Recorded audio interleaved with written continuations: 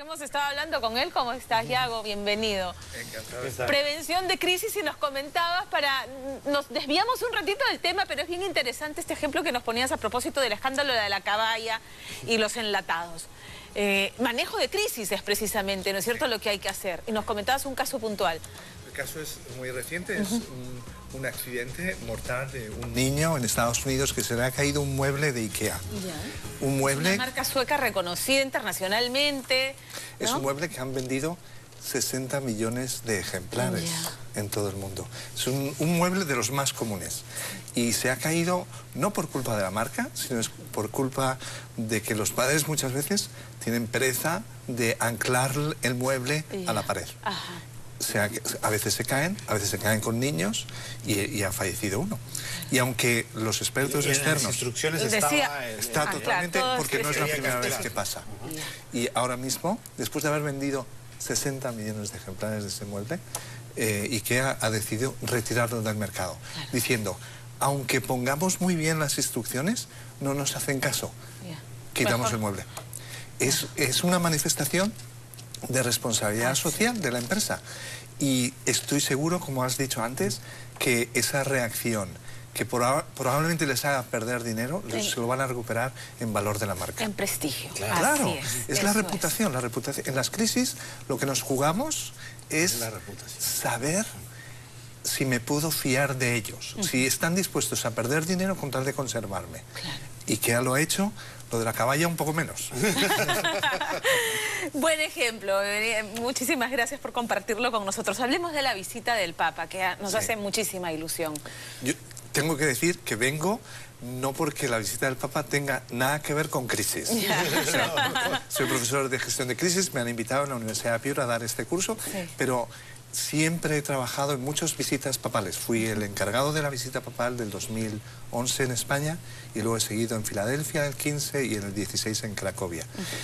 Aquí hay un tema que es apasionante, que es la seguridad, que es el tema menos importante de la visita.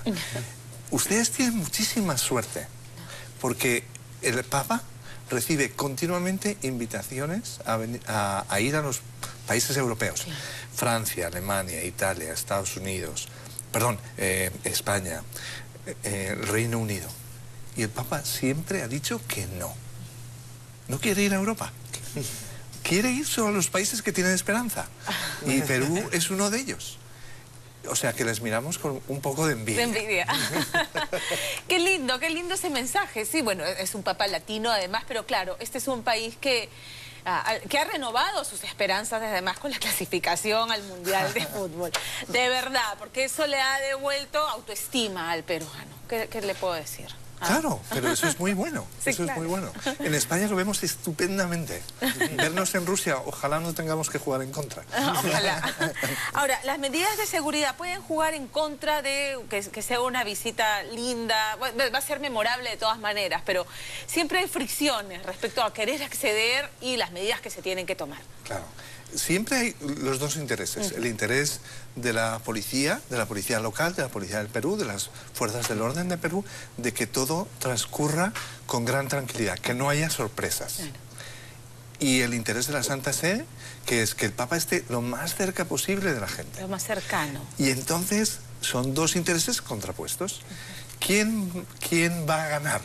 Yo creo que va a ganar la Santa Sede, porque en Perú... seguro que las fuerzas del orden entienden ese interés del Papa de estar muy cerca de la gente y además el Papa se siente protegido por Dios. Por lo tanto, no le hace mucho caso a la seguridad, se la salta con frecuencia y no pasa nada. Yo he estado en la Jornada Mundial de la Juventud en el 2016 en Cracovia. Fue un momento terrible porque fue el peor verano desde la Segunda Guerra Mundial en Europa. Tuvimos atentados en París, en Niza, en Bruselas, en Londres. Y la policía estaba con las uñas así. Y sin embargo no pasó nada. Y lo mismo va a pasar aquí, porque la gente que reúne el Papa es gente pacífica, es gente con una paciencia infinita, es tranquila y muy alegre. Y por lo tanto, en cuanto los policías vean que es gente entusiasta pero serena, creo que no habrá problemas. El Papa viene con un mensaje muy importante y ha elegido una ciudad crítica como es Madre de Dios en el tema ambiental para dar justamente este mensaje, ¿no? Cargada de simbolismo. Claro, el Papa Francisco le encanta usar símbolos, usar gestos. Y el gesto de ir a Madre de Dios es precisamente ese, es de hacer un llamado desde allá para reclamar atención a todos esos temas, el tema del respeto al medio ambiente y respeto a la parte del medio ambiente más importante, que es el ser humano. Así es. Trata de personas, tal ilegal, minería ilegal, está todo reunido ahí en esa ciudad, ¿no? Exactamente, y el Papa es una de las voces que clama en el mundo entero en contra del abuso de las personas, de la instrumentalización, del destrozo inútil del medio ambiente y seguro que desde allí va a lanzar un mensaje muy, muy poderoso. Ahora, el Papa Francisco ha tenido mensajes singulares respecto a, por ejemplo, el tema de las mujeres divorciadas, al tema de los homosexuales, y también se ha pronunciado con mucha energía, muy enérgicamente respecto a los delitos de pederastía al interior de la Iglesia. Y visita un país en el que se está llevando a cabo una investigación desde el Congreso de la República, donde se está investigando el caso Sodalicio, y se ha ampliado a casos de pederastía en general. Entonces, ¿cómo se va a manejar este tema? Porque este sí es un tema que está en nuestra agenda. Sí. Hay un elemento básico para entender, es que la Iglesia Católica, que en el pasado se equivocó repetidamente, que no le dio la importancia que tenía, que tuvo prácticas de ocultación, de no resolver los problemas, que eligió como parte más importante para ellos los sacerdotes en vez de elegir las víctimas. Esto es cosa del pasado. El Papa Benedicto cambió radicalmente cómo se gestionan estos casos de abusos. Y el Papa Francisco sigue el ejemplo de Benedicto. Y por lo tanto, en la Iglesia Universal, está súper claro que, en primer lugar, hay que ocuparse de las víctimas. Esa es la primera prioridad de la Iglesia.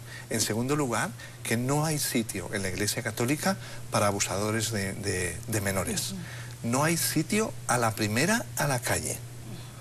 Y lo tercero es que hace falta concienciar a toda la comunidad, a los sacerdotes, pero a toda la comunidad cristiana, de cosas que no se pueden hacer. Esto es claro en toda la Iglesia Universal. Lo determinó la Santa Sede y corresponde a los obispos, a las conferencias episcopales, ponerlo en práctica. Hay países donde la transformación ha sido completa. En Estados Unidos, por ejemplo, donde empezó todo el escándalo en el 2002, la Iglesia se ha dado la vuelta como un calcetín. Tanto es así que incluso instituciones independientes han dicho en el 2015 que el sitio más seguro para un menor en Estados Unidos es al lado de un sacerdote católico. Es decir, que la Iglesia ha cambiado completamente. Pero eso ha ido acompañado de sacar al sacerdote criminal y ponerlo a disposición de la justicia de los hombres y no solamente protegerlo bajo la justicia divina que lo separa de la grey, que lo pone en un retiro espiritual. Eso es del pasado. Ahora mismo es obligatorio para los obispos que no consideren un abuso de menores como un pecado o solo un pecado. Es un delito. Claro. Y la Iglesia no se ocupa de los delitos. Los delitos se encarga la policía. Se le pone a disposición es obligatorio para los pastores ponerlo en conocimiento de la policía. Y proceder a la investigación de la policía y seguir sus indicaciones. Eso es una norma de la Santa Sede válida en toda la Iglesia Universal. Eso es importantísimo porque empezamos esta conversación hablando de manejo de crisis y eso ha sido una crisis para la Iglesia Católica a nivel mundial. Esta imagen de que se hacía un malentendido espíritu de cuerpo y es maravilloso que esto se sepa y que se hable y que sea público. Allí, digamos, la Santa Sede llega a casi todo. Pero falta la implementación, que eso depende de las conferencias episcopales. Yo no conozco el Perú lo suficiente para decir la conferencia episcopal del Perú lo ha hecho maravillosamente bien o no ha hecho nada, no lo sé. Pero está buenísimo saber a quién le tenemos que reclamar y llamar la atención porque entonces está a la disposición del Vaticano de que sea así. Por supuesto. Excelente. Y ha dado ejemplo desde siempre. Es más, cuando ha habido problemas, la Santa Sede en los últimos años se ha pasado por el otro lado. Es decir, ha sido a veces incluso muy dura, precisamente por la alarma social. Claro. Porque lo que había pasado en el pasado era tan tremendo que la Iglesia tenía que tomar cartas en el asunto, y lo ha hecho. Lo ha hecho Benedicto y lo ha hecho Francisco. Que viene además, el Papa Francisco es como que ha venido aires nuevos para la Iglesia Católica, con esta actitud tan humilde que tiene, que se le ve tan cercano, tan terrenal, ¿no es cierto? Muy cercano y muy dado a enseñar con el ejemplo. Él no dice, hagan esto, dice, yo hago esto, ustedes deberían hacer algo parecido, que es muchísimo más suave, entra muy bien. Entra con el ejemplo, y la fuerza del ejemplo es arrebatadora. Por eso tiene tanta credibilidad. Absolutamente. Ha sido un gusto conversar contigo, Yago, esta tarde. Gracias. Muy bien.